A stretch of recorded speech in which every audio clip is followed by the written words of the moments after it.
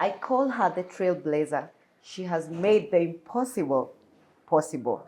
She has written a book that has become synonymous to her name. Her name is Deborah Auko Tendo, the author of Rough Silk. Those two synonymous. And she's my guest today. Hello and welcome to Author's Feet, a literary program focusing on authors and their journeys. Deborah, I saw you look up like, You know what? yeah. I'm actually honored to be here. Thank you. So much Uh-huh. for having me here. You're my senior. You are a mentor to a lot of us who are new in the literature world. And we look up to you. I've been looking up to you for a while. Where? I actually went to visit one of your friends, Dama, Uh-huh. and on her coffee table was your book, one of the cocktails. Well, thank you, Damaris Moga. And I was like, you know this chick? Yeah. And she said, yeah. And so that was like my first interaction Okay. with your literature. Okay. So, but then I didn't even know that I would write a book, to be honest. Oh, really? I didn't know. Oh. I didn't know. It was probably 3 years ago. And I was like, wow. You know, when now I Googled it, I found out that it's not even your first book. You've been doing books. And I said, how does she do it? Because I knew I had a book in me, but how to start it, you know. So I kept wondering, how does she do it? Not once, not twice, not thrice, you know. So thank you so much for the inspiration. You're welcome. This is the first time a guest is throwing me off track with all this. So I have to be careful that she doesn't talk over the interview. I'm glad that I played a little part in this amazing journey of yours. But before we get right into it, what are you reading right now? Right now I'm reading David Olusoga, A Forgotten History. He's a great British author. And I've been reading actually his work until this last one is very special to me because I met him at the Nairobi Literature Festival. Oh, and nice. Yes. And it's the one book that I hadn't read. So I bought it there and he autographed it for me. So it's really special to me. Okay. So I usually read about 2 or 3 books in a month because I have a lot going on. Yeah. And I've been traveling a lot. We are actually in August. We are doing this in August. Yes. It's my birthday month. So I've been too. traveling a lot. Yeah. Oh, really? Leos. So I've been having a lot of time to myself because I've been traveling. So I've been able to manage about 3 books. So there's the David Olusoga one, and then Do Not Disturb. Do Not Disturb is by Michela Wrong. And that one I'm doing it basically for research on the issue of human rights in Rwanda. Yeah. Okay. So, Do you have like do you just read anything, or do you have do you choose your books according to popularity, or do you like discovering, or how do you choose what you read? I'm actually very eclectic. When it comes to Kenyan books, I actually get to choose because I check out who has written a book and I'm always ordering them to come in, and then I just put them on a rack and I decide this month I'm reading, maybe like in a month I have to read a Kenyan book. So for those ones I'm very intentional. But for non-Kenyan writers, it's very eclectic. It's usually it's either I'm researching on something, it has to do with work, or I've gone to a festival and I've discovered maybe a new author. Or that kind of thing. It's very eclectic. Like right now we're at Cheche. I've seen a few books that I've bought, and I'm going to be checking them out. Yeah. So 3 years ago, personally, I did not know Deborah Auko. I always wonder, now that I know you, I keep wondering, how did I not know this one before that? I knew you because of your campaign. I'm trying to get our guests, our viewers, those who might not be up to date, on how I came to discover you and how your journey has been. Because I remember my friend put up this status and wrote, just rough silk. And I kept thinking, I don't like it when they do this, because my curiosity is like, yeah. So I asked her, what is this rough silk thing? And she says, no, it's blah blah blah. Deborah, she does this. Her page is like this. I think she didn't know either. She's like, I think she's about to launch a book. So I got into it. But tell me, now that we're up to that, tell me, how did you decide how to introduce your book? Because that was like, Okay. So it's not even 3 years. Rough Silk is only 1 year. Because I launched it, we won't believe it, last year April. It was just year April. It was April. And Yeah. we had an anniversary In May. We'll talk about Just the a year. So anniversary. it's 1 year, 3 months now. But I think how it has navigated spaces, it looks like it's a book that has been here 4 or 5 years. Yeah, but it's just, that's why whenever people tell me we need another book, I'm like, it's just, I launched this book last year, you know, like, yeah. So the thing is, I faced a bit of a challenge, Shiko, to be honest with you. Rough Silk is an autobiography, right? So which means it's a true story. And when I was writing this book, I'm also a very big reader of autobiographies because I'm very big on real life stories. I like a lived life so that I'm able to measure, you know, and I'm able to look, I'm able to critically analyze. I love fiction books, but I always have an autobiography next to me, just like I've told you about David Olushoga. Yeah, it's an autobiography, but about history, so that when you're questioning, you're actually questioning real things, and you can compare them to what is actually happening at the moment. So all the autobiographies that I'd read were of famous people. You read about Obama, you read about extremely accomplished people in the world. It could be politicians, it could be Hollywood, especially in Kenya. All autobiographies are about politicians. Even the corporate world, it's very difficult to find corporate people writing. It's always Raila Odinga, Uhuru Kenyatta. It's always the politicians, it's always the very, very famous people. So I was coming into the market writing a book about an ordinary guy who nobody has ever heard about, because my father was an ordinary guy. So people who are famous write their autobiographies because they know everybody is interested to know, how did this guy come to win the Nobel? How did this guy come to become the president? How did this guy come to become a billionaire? Because people want to emulate that. But nobody wants to emulate a poor guy. Nobody wants to emulate an ordinary guy. Everybody is aspiring to be something. So the question, the immediate challenge that was going to be posed to me was, who is going to read this book? Who is going to be interested in reading the story of an ordinary man? I knew for sure the story is extremely powerful. And that is why I had the urge to write about it. But you can have an extremely powerful story that nobody's gonna read because you have not packaged it or you have not marketed it. So marketing had to be an extremely important part of Rough Silk. In fact, more important than even the book. You get? So professionally, I'm head of commercial at Fargo. And so I'm basically in charge of anything that is, any business that is coming in. I'm the one who sits down and I do the research. So I do strategy. I'm a strategy. I'm a strategy person. I study the market. I know what works, what doesn't work, and all that. So what I had to do, and I think that is how when I wrote Rough Silk, I had to go back to my professional life and say, okay, so this is a product. How am I going to be able to make it move? Because the power of it will not help anyone if it sits on shelves. You need to move it. So of course, the first thing is to create curiosity about the product.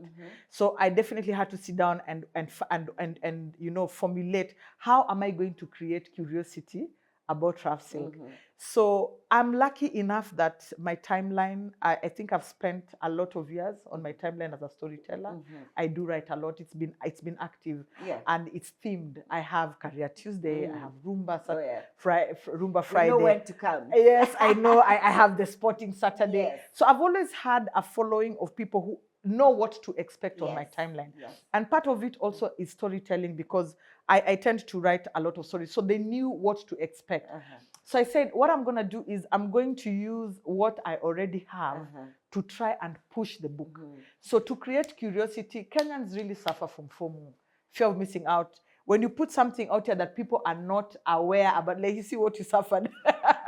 Everybody's going to be, what is this thing? What is it? I only had to get 500 people, just 500 people. 500 people, and tell them, I want you to just post Rough Silk. Don't explain anything.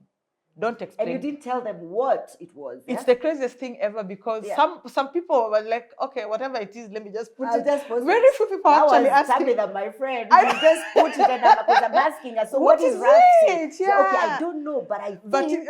Yeah. I know. So a lot of my friends were like, okay, if it's coming from Tendo, I think it's okay. Yes. So a lot of guys just went out there and put rough silk. But a few of them obviously asked me. And when they asked me, I still lied to them. I told them, you know that my dad died of cancer. So I'm trying to launch a foundation that has to do with cancer. So the few of them who are asked, what is it about? And I had explained to them, they were like, okay, this is a foundation for cancer. It's coming from Tendo. So I think from these 500 people, it now went to, like, these 500 people got like 5 people to do it. Yes. So it became 1,500 people. These 1,500 people got. It was like a virus. I know. And so like it was now like thousands of people. I looked at my timeline, it's rough. You know, it's crazy to the point that there are people who didn't even know it was coming from me that were sending it to me.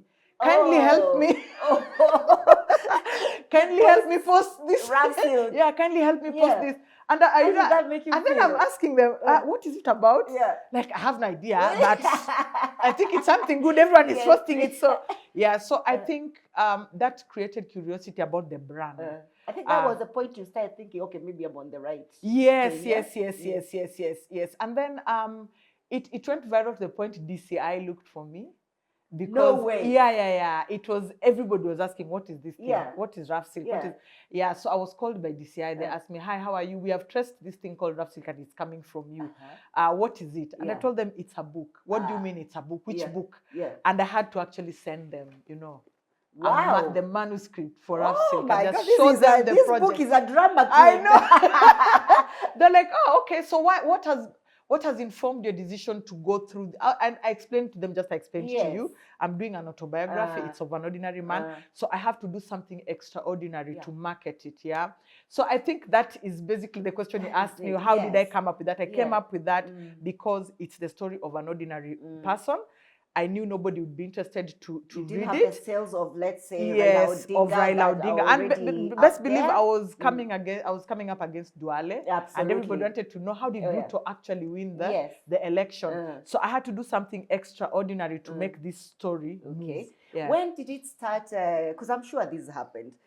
When did it start sort of scaring you? Maybe at some point did you think, maybe this is too big? Because I know you changed your venue at first.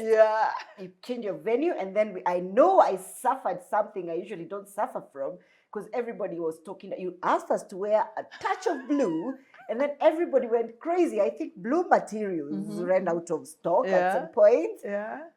When did it start scaring you that maybe this is too big? Did it? So we were, the rough silk brand is already out there. Yes. It's spreading like wildfire. And then now I have to come and explain what it is. So Kenyans, basically, we have a reputation for people who do not like to read. You get?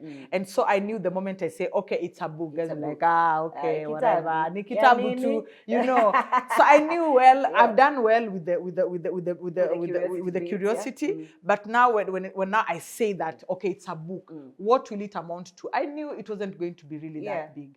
To be honest, I expected to have maybe 500 people or at most, to be honest. So I booked somewhere small. That was really ambitious. I know. So I booked like a space just for 500 people to come for the launch. And but when I announced that it's a book and I'll be launching it on this day, I think it was within just 1 hour, like 500. And I wasn't offering a book. I was just saying, come. Like, people are coming and they've not seen the book. The book wasn't even printed. Like, it was still being worked on. It was still being edited, So 500 people already paid. And I was like, hey. And then the next day, another 500. So it went on going. And so I had to cancel the first venue, went to the second venue, then the third venue. And then I was told, now after this, you're probably going to KCC or you're going to... Now I had to tell people, you guys, now we have to stop. Yeah, we have to stop. it is at that point that I got scared. I said, Yes. wow, a lot of things scared me. Yeah. I knew the quality of the book by that time. Okay, let alone even the quality of the book. The book wasn't with me. No. So you I didn't was even know what it marketing looked like. something that I don't even have. It was still in the process. Yeah. That's number one. And then number two, I had faced a lot of challenges as a first-time writer. Yeah. Edit and all that, the process of basically coming out with a book.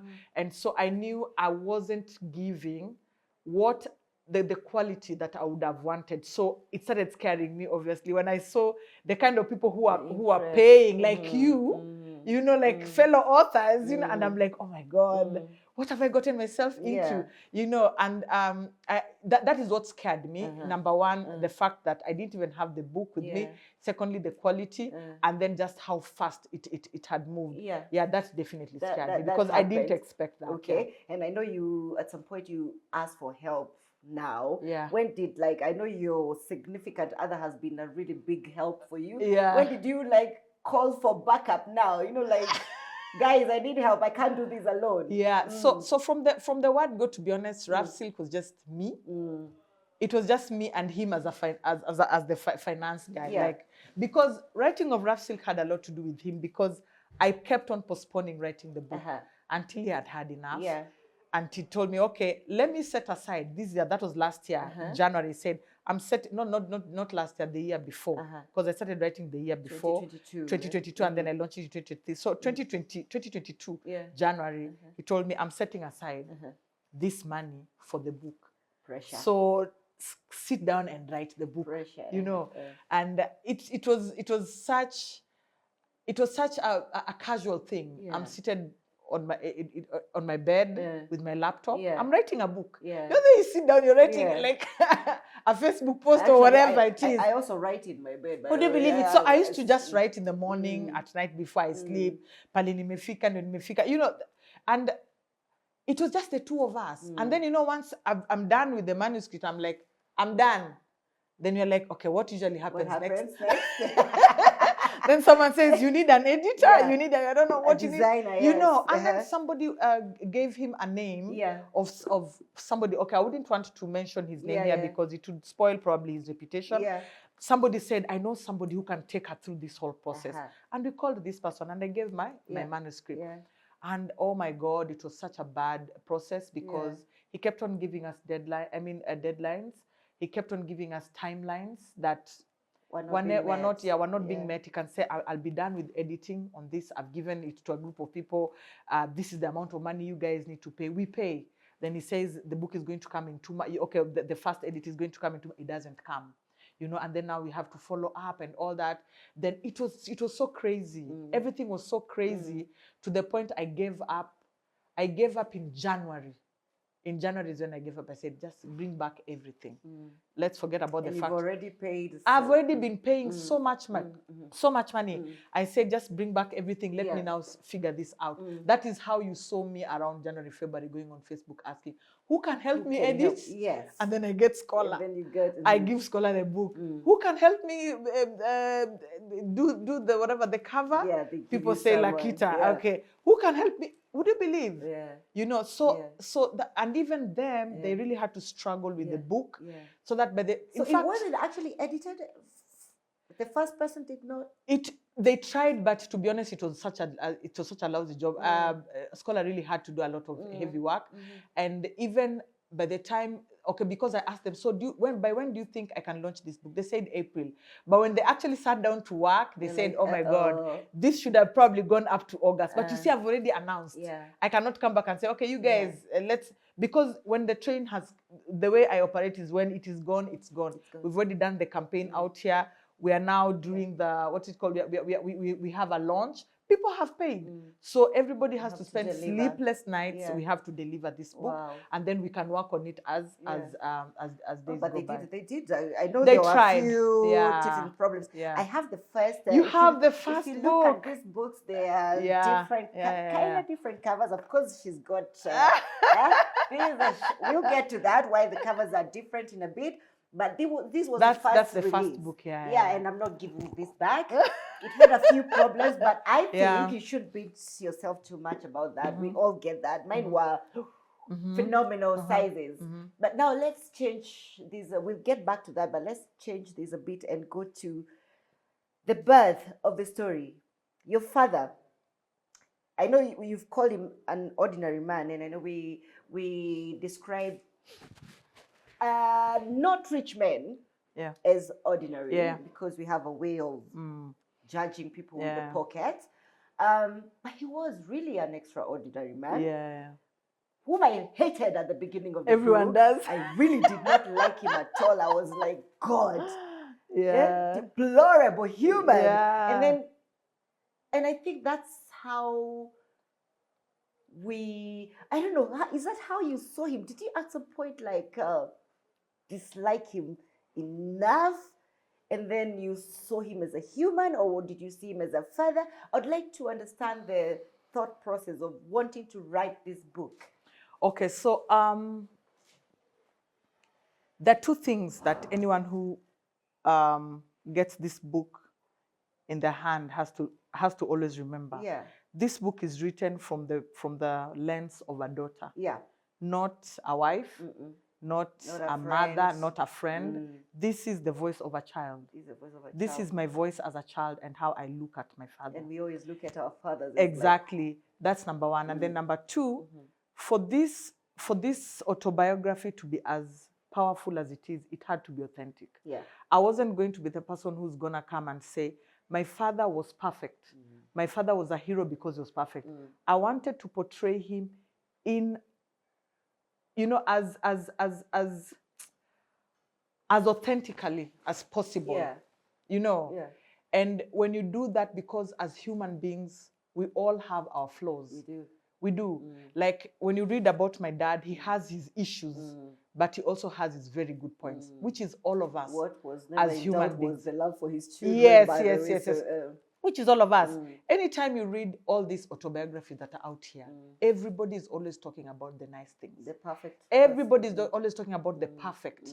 There is nobody who actually sits down and says, okay, this was a flaw and all that. So I had to be authentic in that regard. Yeah.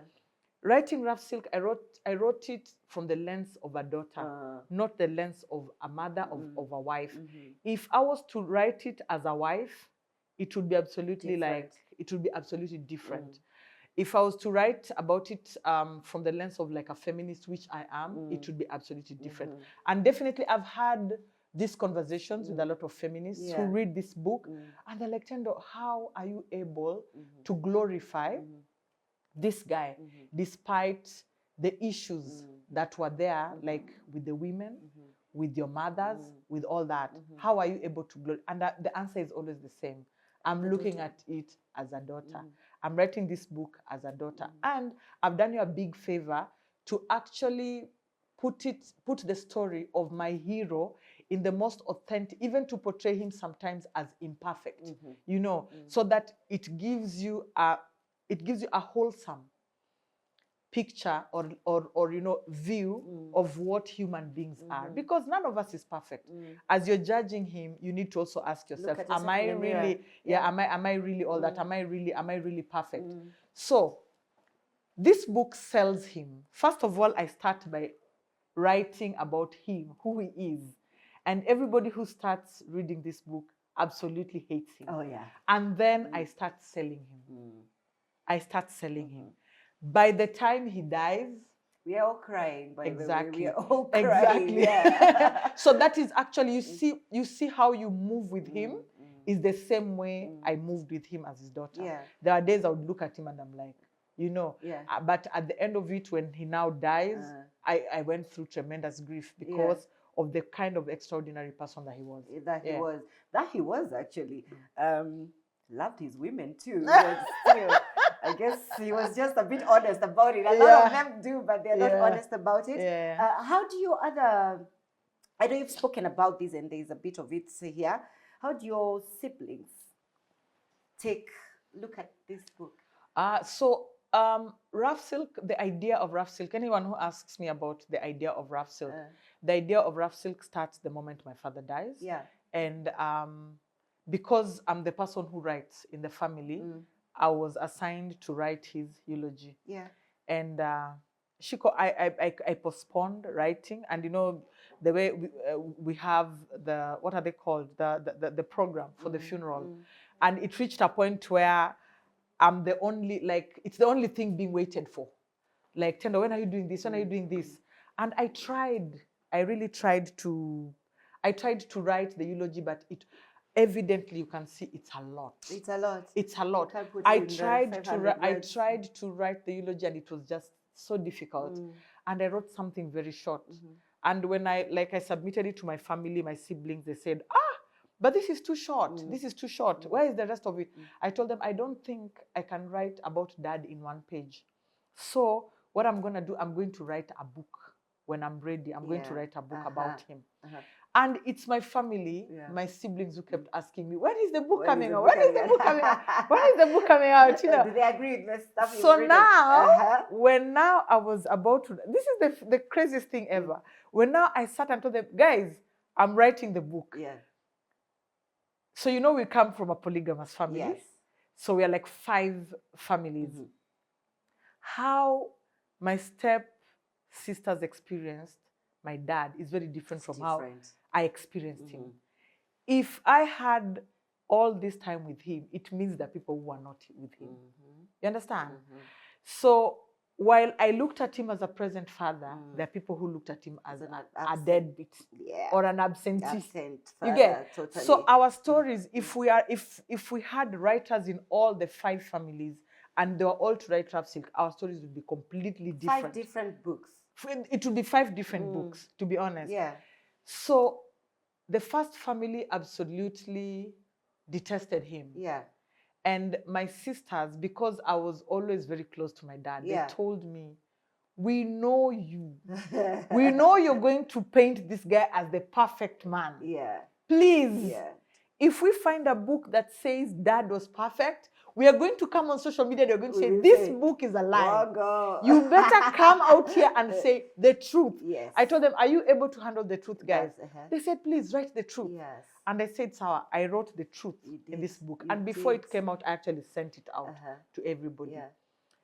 What it did to all of us is, it's crazy that when you're in polygamous families, you don't experience the father the same way. And what shocked all of us is how I experienced him. That's not how they experienced him. And they were shocked at also the kind of, you know, the kind of trauma that I went through or I went through with my brother. Now the people who are with him. Despite all that. Exactly. So they were always watching from the other side saying, these guys are with Dad throughout. And they didn't know, they did not know the details. what we were going through. While we were on this side saying, these guys are with their mothers because we never had a mother. Yeah. And, you know, so that is basically the reaction. They said, we expect the truth and we can handle it. And I sent it to them, and it was relearning each other as siblings. Because there are things, to be honest, we didn't talk about that they read for the very first time. You think it brought you guys closer? Yes, it did. It did, yes, it did. So there are things that they're reading for the very first time on my book, and it explained a lot about even who I am, the rebel that I was in school, and all that. Did Rough Silk? Why Rough Silk? Why the title? So Rough Silk is just basically the embodiment of this book, the whole of it, babes. Because when you read this book, there are parts that are really, really beautiful, and there are parts that are really, really dark. It really actually took me through so many emotions. I know. So basically, what you're talking about, you know, that the emotions going up and down, it's what it is. So it's what is called, it's an oxymoron. Whereby you have the good and the bad in one. And I think this is basically the wholesome experience of being a human being, where there are days when we wake up and we're really having it great, and there are days when we wake up and it's really, really tough. Did you have like other titles to choose from? That's the craziest thing ever, because now the first guy that we gave, the one that I told you that it didn't really work out, the titles that were given to me, and like, some of the titles, like for instance, I can give you one was surviving with my father. Ah, boring. I know, growing up with my father, Boring.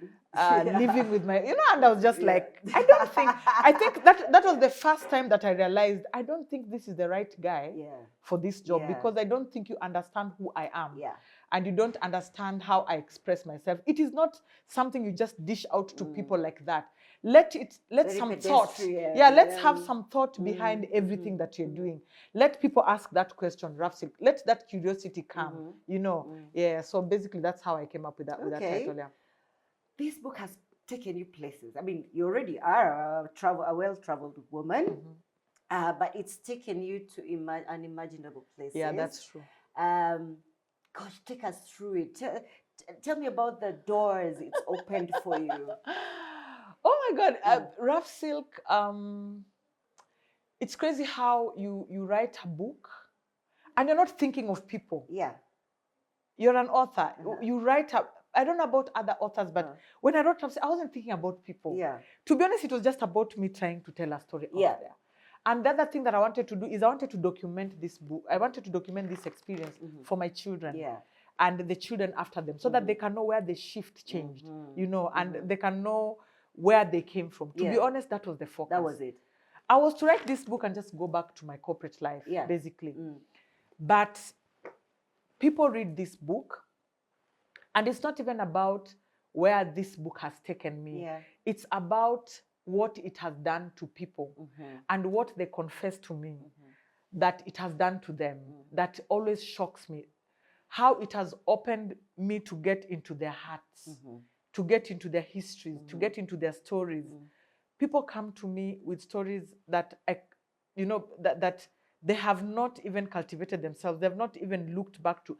And they read this book and they now have to think about the things that happened to them, whether they have dealt with them or not, and that they now have to deal with them or not. And people come expressing these things to me to the point that I think last year around around November, December, I was so overwhelmed by, we are like sponges. By the time you took a break. Yeah. You get in a lot of people's stories and pain and all that, to the point it became so much to me that I could not even deal with it, because I'm just an author. I'm not like a shrink. I'm not a therapist. I'm not trained. I'm not trained. But the moment people get something that they relate to, they think you understand what they went through, because especially if you look like you've dealt with it. Exactly. And that's what people don't understand, that even some of these things I've not dealt with them. That's why sometimes I can go to an interview and I get emotional, because I'm still also in the process, of dealing with it. So I think for me, it's not even about the doors, but I get so humbled by what it has opened up in people. The things that people confess to me, the things that people tell me that it has made them be seen. Things like cancer caregivers. When somebody is sick with cancer, when the patient dies, people say, oh, we are very sorry, but the focus is always on the person who has the cancer and who has died.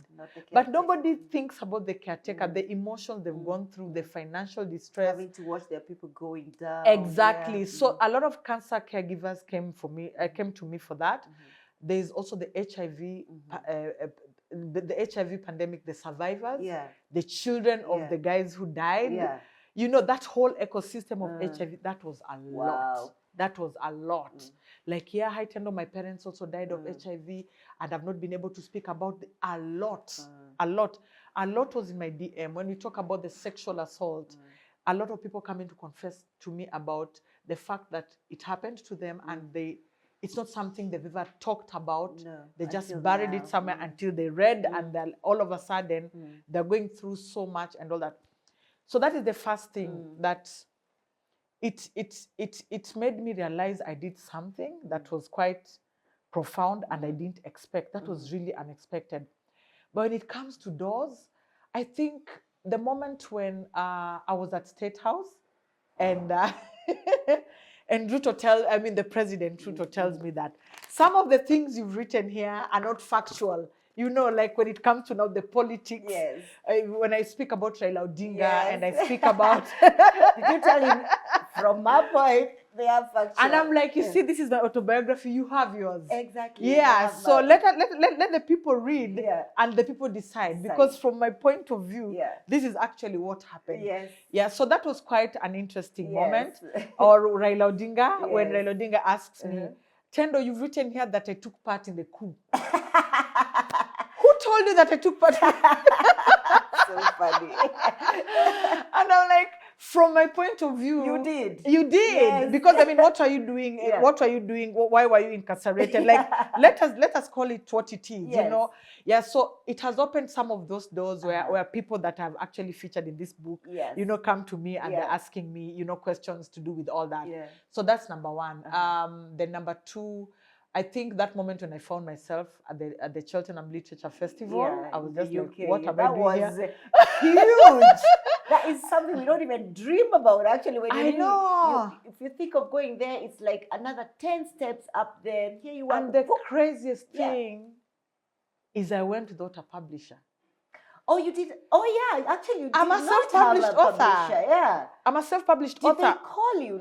Yes, they did. Yes, they did. So I'm a self-published author. So these are spaces you get into when it's your publisher who takes you there. I know. It's your publisher who takes your book there. You know. But here I am seated. Somebody just, you know, traveled into Kenya, got Rough Silk, read and said, okay, there's this book that I think we need to, you know. So that was that moment when I stood there, and I was there only as the self-published author and from East Africa. Is when I said, wow, this is huge. Yeah, this is huge. Yeah. Oh my God. And then, as if that was not bad enough, you gave us a book anniversary. What were you thinking? Okay, I know we came and we really fought for the tickets and all that, but what were you thinking? It's crazy because, as I've said, this book, it precedes me. Sometimes people ask, so what are I don't know what the next plan is. I see your frustration. Yeah, I don't know what the next plan is.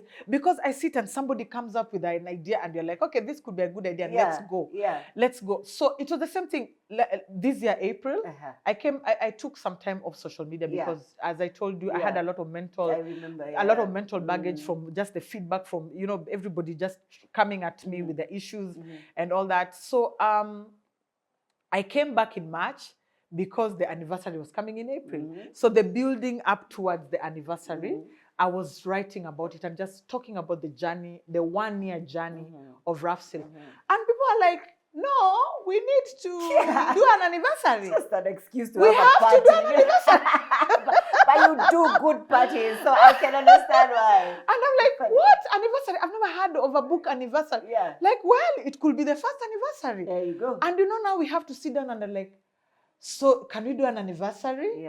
I asked my husband, do you think we should do an anniversary? He said, yeah, let's do an anniversary. And I'm like, so how does it work? Like, just do it like you did the launch, you know, but now it's anniversary. You know, I'm like, but people have already read the book. What is the pitch? What are we selling? You know, like the launch, you're selling a book. You're selling a new book. But anniversary, what are you selling? Like, give it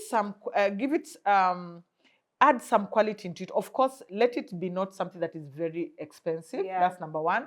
But then number two, put some quality into it, and that is how you guys come in. Invite some authors. Invite Kina Shiga. I know. A lot of fun. Call Kina Zippy Shiko, and then make the program in a way that when the launch happened, nobody had the book, but now it's 1 year later, people have the book. Actually, I had to read it again just before so let's have now a situation where people are talking, are giving feedback about the book, what they learned from it, what is the experience with it, what they would like to, what they're criticizing it, what they would have loved to see done better, and all that. So let us have it like a book reading now, and that is basically what we did. It was shooting in the dark. I'll be honest with you, it's not something that I started last year and it was part of the strategy. No, it wasn't.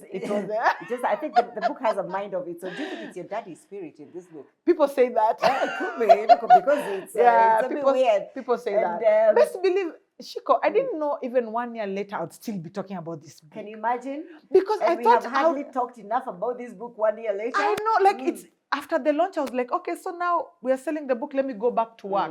And it keeps pulling me back. No, you have book clubs to go to. You have Cheltenham Literature Festival. Yeah. Americans have come here, like 300 people, they've contributed, they're sending you a ticket.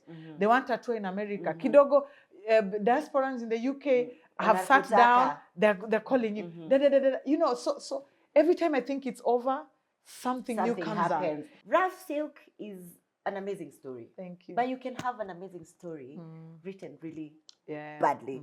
You've done an amazing job. It's gripping, and you just want, you know, the way you twist your words. So you do not stand there and tell me that, no, I don't have another story. You must have another story. So when? I think people are trying to squeeze a story out of me. Yes. The initial plan, I was to write one book and tick that box because, as I've said, it was an austerity project for my family.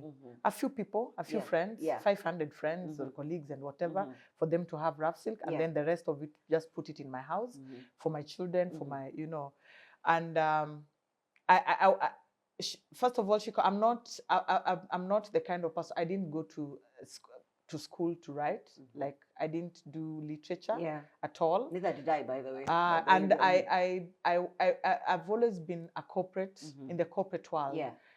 Something like writing a book has not really been something that I can say that I can do for a living, or I can do like on a very serious note. Although clearly your teachers thought different. I know, they kept on saying it from you know, but it's not something that I thought I would until now. Rough Silk, and now after Rough Silk is when now people have had to, you know, tell me, no, you need to write.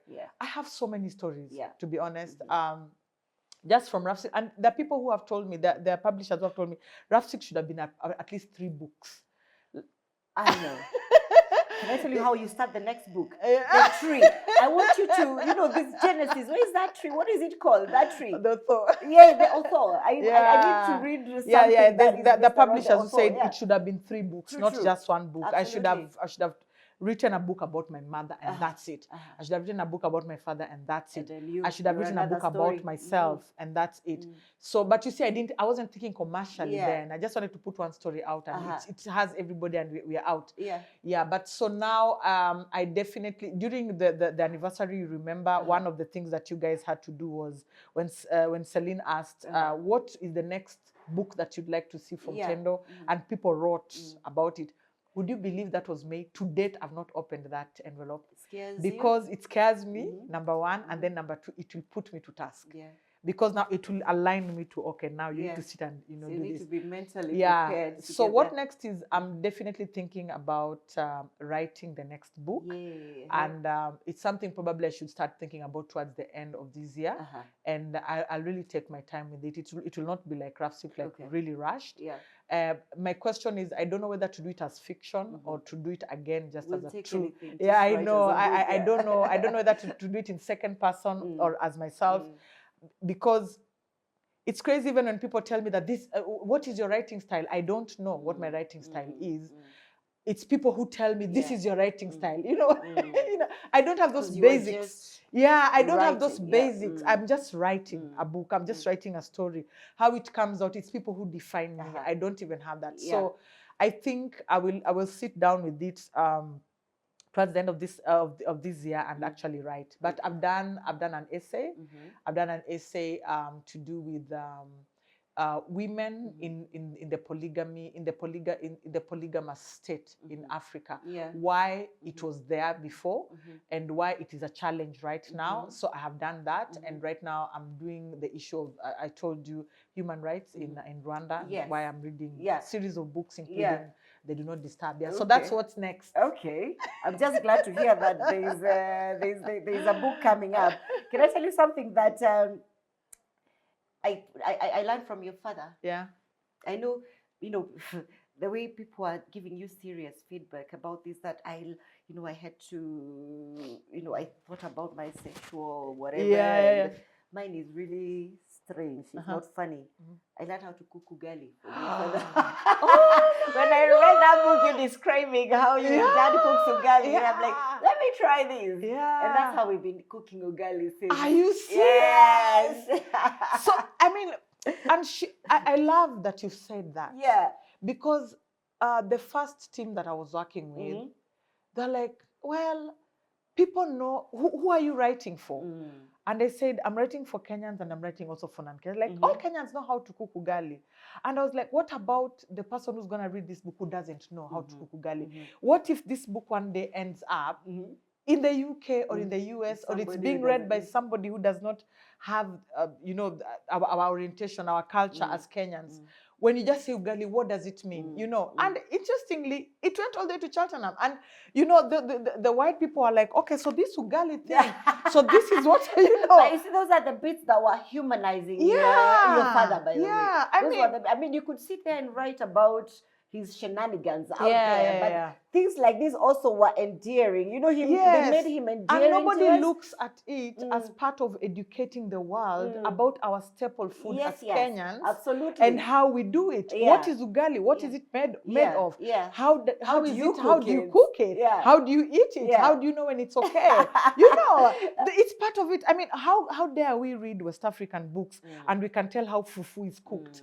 We can tell about how all their foods are cooked, but we cannot talk about how ugali or how githeri is done. Yeah, because we think everybody So part of our literature is marketing our country, marketing who we are, what we eat, what we do. Yeah, so I thought it was I had to force it in there. Good. I'm glad you did, because the ugali has tasted very nice since that time. It's hard, and you know, we're like the hard ugali right now. Yeah. Oh my God. Could you pick a passage from this lovely book and then read for us, maybe a page or two? Let me see. I think my favorite is actually the end of the book. The end of the book. Yeah. You want to give us the ending? Yes. You see what people, that's 275. 50 million people who haven't, you know. What's 275? Yeah. Okay. So the title is Grief. So I woke up from the adjusted seat of my car where I had retreated and momentarily had no idea why I was waking up from a car seat. I peered outside my car window curiously. I saw that I was in the village in our compound. No signs of anybody, only empty bottles of Jack Daniels, cans of beer, and paper plates. Water and soda bottles were on the ground, and it started to come to me. Sleeping dogs lay exhausted from the previous day's feast and night mayhem. Adjacent to me was Sibor, Dad's car, where I could see Philip's legs on the windscreen from the inside, where he probably also retired to. I turned my head slowly to the right, and my eyes caught it, behind Mikai's house, the oval mound of fresh soil rising up cruelly from the ground, and my mouth was suddenly dry with fear. I rested my head back to the car seat and closed my eyes. Tears ran from my eyes into my ears. There was salt in my gum and acid in my stomach. My whole body was swollen in a sob. I was witnessing my own death. Grief stood up from the chair in which it had been sitting silently, observing proceedings for the last 2 weeks, and ushered me across the fence, where I followed dutifully. Well, you see, told you guys, if you haven't read this book, seriously, you need to. That was just part of the emotions, but there are really other beautiful emotions in that book. Yeah. I will ask you, what would you, if a newer writer, not younger, came to you and asked, Tendo, how did you do this? What would you say? Yeah, so I first of all, the first thing is I knew I had a story. That's the thing. I knew I had a story that I needed to tell. It was powerful to me. It was powerful. Yeah. It was powerful to me. And it's one thing I know is that whenever I tried to tell people this story, they are always like, you should write a book. You should write a book. So I knew there was a story, first of all, that needed to be told. And I had to believe in the fact that this story needed to be told. That's number one. So I think you have to have the story or the idea that needs to be put out here. One good way of knowing that you can actually write is people telling you. It's not even you telling yourself. Although there are some who lie to you. There's a lot of liars on social media. You should write a book. And sometimes I'm thinking, like, why don't they're lying to this person? But no, they didn't lie to you. But it's a good indicator Yeah, if it's consistent. Yes. If it's consistent throughout your life, from, as you can see, all the way from primary school, you know, to high school. I always found myself in places where I was supposed to write, I could write and all that. And it came easily to me. It's not something I struggled with. So to know that you're a writer, first of all, starts with that. People will always compliment when you write. They'll always say that. Then secondly, you have to have the content. Yeah. You have to have the story. But you can also have a story, but you can't write. There are people, there are professionals out here for that. But if there's anyone who's young who wants to do this, I would say they should learn from what I'm talking about. That there's a method to it. You can't just wake up in the morning and just write a book. You're going to go through the various versions of Rough Silk that have come out. I think we are on the third one, you know, when you could have just done it once, you know. So you need to actually follow the writers, ask them about their processes. Ciku is here, I'm here. There's so many more out there. Ask them about the process and try your best. The other thing I would like to tell them is there's going to be a lot of disappointment. There's a lot of people who are going to try and discourage you. I know that I was told a lot that do not think you can make money from writing. That I was told a lot. And I said, well, I'm not intending to make money. Maybe that's what I should tell the world. I'm not trying to make money. Yeah. You'll not make money from this, number one. Number two, Kenyans don't read. Number three, nobody will accept your book anywhere. There's gonna, and if you come like, you know, the way I came, like I was just blind-eyed. When I wrote this book, I'm like, okay, so who are the publishers? I have a manuscript here. And you're told. You are so clueless. Only to be told, my friend, things don't work like that. You know, the questions you're asked, they can really put you down. Like when I first came out with my manuscript, I told my husband, okay, so the manuscript is ready. Who are the publishers? So we have so and so, we have this, we have all this. I put down their numbers, like, okay, so I need to visit these offices. I need to talk to people. Hey, you take your manuscript. So, okay, what is the book about? Oh, it's an autobiography. Of who? Of who? My dad. Who is your dad? My dad, his name was Deborah Auko. What did he do? What did he do? Well, he didn't quite do much, but they said, like, excuse me, nobody's going to buy the book, you know, and they're like, no, but can somebody at least read the book? We have up to 100 manuscripts that we are reading. Nobody has time for this. Until maybe 3 years. 3 years from today. Yes. Wow, I was like, wow. You know, you had things because your book is like your baby. I don't know how if you feel that way. The moment you finish it, you feel you've accomplished so much. So the book is like is your baby. It's like taking your baby somewhere and your baby being, you know. And so you go to the next publisher, they tell you the same thing. The next publisher, at some point you start doubting whether you're doing the right thing. Are you really a writer? Is this story worth it? I think most of us have gone through what you've gone through with the publishers. And personally, that's how I became a self-published writer. All of us. They came, you know, it would be like, no, sorry, 3 years, no, we don't know you, kind of thing. That is why we've had an influx of self-published writers, because there is so many stories to tell, but not enough people to hold our hands. What do you think about that bit of having all these? I mean, it's like a pandemic, by the way. It's like every time I go to Nuria, there's new books, and I'm happy to see them. But I know I've also read some of them, and I'm thinking, ooh, I guess those are the ones who should take your early advice. But what do you think about the revolution? Because actually, I think it's a revolution. It's a revolution. I'm one of the revolution. I'm part of the revolution. Yes. The sad thing, there are so many stories, there are not enough publishers. And I don't know why that is. That's number one.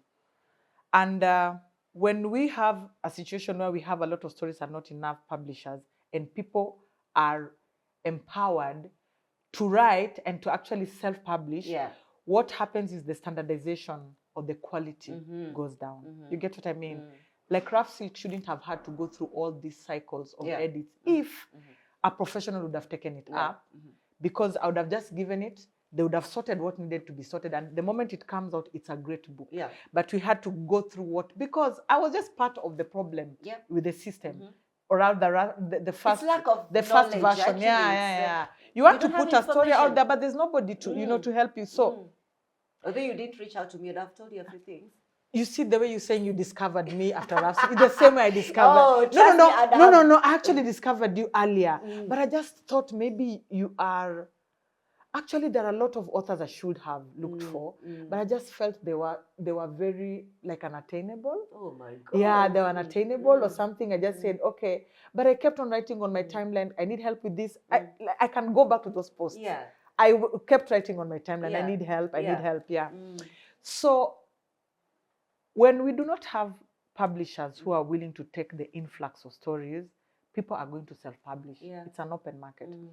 When people self-publish, the quality cannot be measured. There's no standardization. There's no peer reviews. There's nothing. Somebody just writes, goes to River Road, prints their books, and they're out there. Yeah. What it will do, or what it's doing, is that we have books out here, and Rough Silk was one of them where, to be honest, the quality is not good. It can do two things to us as authors. Yeah. When people are reading their books, they'll have that notion, and they have had that notion that our quality is not great. Terrible. It's horrible. And what that does is that it ensures that people don't take us seriously as authors. People take West African authors seriously because the publishing in West Africa is, every corner you look, there's a publisher. And they've got industry standards. Yeah. They've got industry standards. So yeah, you're going to bump onto books that you're like, okay, so probably this one needed more work, or there's no story here, there's no story you're telling, or the edits are crazy, or whatever. There's gonna be a lot of that. Yeah. So it is just like a marketplace, to be honest. At the end of the day, the readers will have to decide who they read. But I really encourage the culture of reviews, because they'll help. Oh, they help. Yeah, they help. Yeah. I did have the same problem with my book. Yeah. It's not my interview, so I won't tell about it. But don't worry, you are not the worst. Yeah. We did much worse, but you learn. You evolve. Yeah, you evolve, and you learn with every experience. I've had some pretty gracious authors, very established. Yeah. People like Yvonne Adhiambo who read the book and just look for me. They tell me, Tendo, there's something very powerful here. Yeah. But this and this need to be done. Either on this book or in your next book, we will need you to do A, B, C, D. Yeah. Sadly, we have to come to the end of this. I feel like everything else I need to ask you will have to be off camera, because some of this information is very classified. Yeah. But I would love to thank you so much for turning up. For you, our viewers, I believe that you've learned something from Deborah. I know I have. I learned from her every day. Thank you to my awesome crew here. Oh, thank you guys. To Cheche, always Uber giving us this space. Oh, she's amazing. Yes. And if you haven't subscribed, please subscribe now. We'd love to. Spread the word. There are other programs. You can watch them. They are all awesome. And you can see, I don't know whether I usually smile when I'm saying bye, but now I'm smiling. Thank you so much, and see you next time. Bye-bye.